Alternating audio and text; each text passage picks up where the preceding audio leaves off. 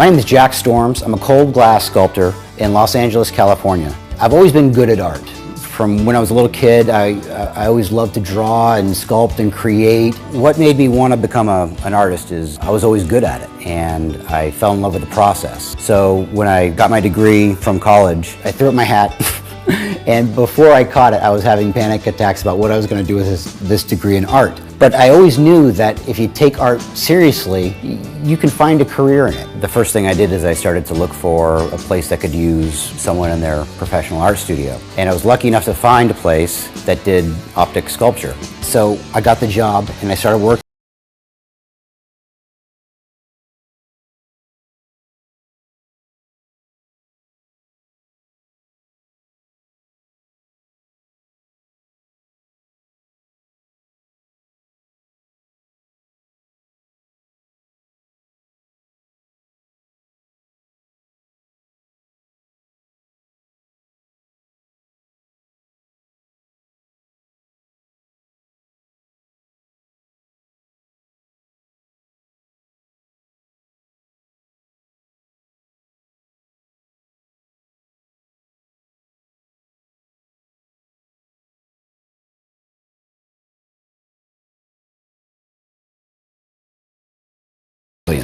Each one of these pieces takes approximately 8 to 18 weeks to complete from start to finish.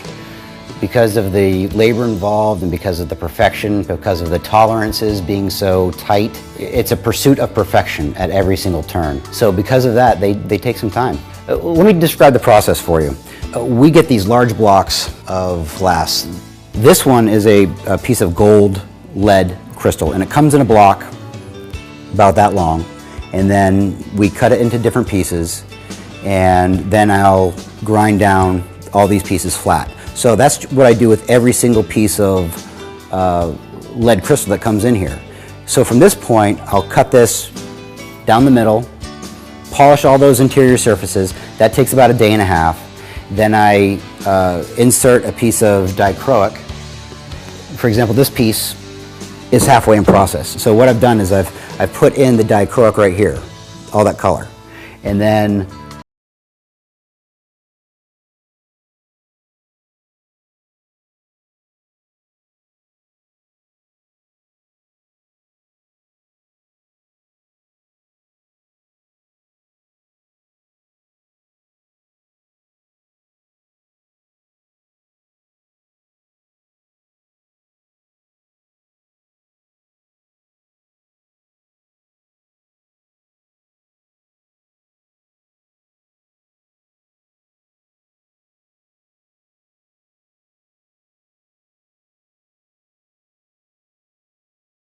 people ask me when they see the work, how did you get that in there? How do you get those pieces in there? How do you get that color in there? And I've got to explain to them that actually I build that first and then I surround it with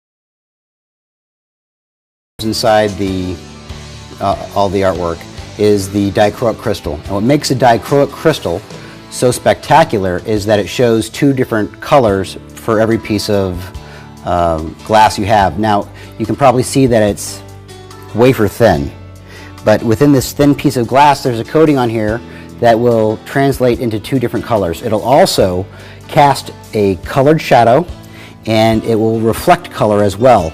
It's just one of the elements that add to the spectacular nature of the work. My favorite piece of artwork is by far the Viviovo. I created this piece of artwork, I started it and it just proved to be so difficult in the process that I pretty much gave up on it.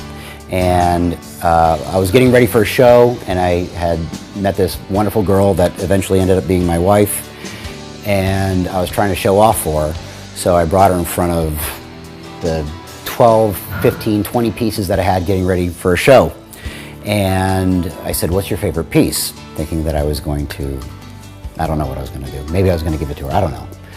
And she looks at all the pieces and she says, I love them all, but this one that's unfinished right here, I think that's my favorite because of what it could be. It looks like it's almost there.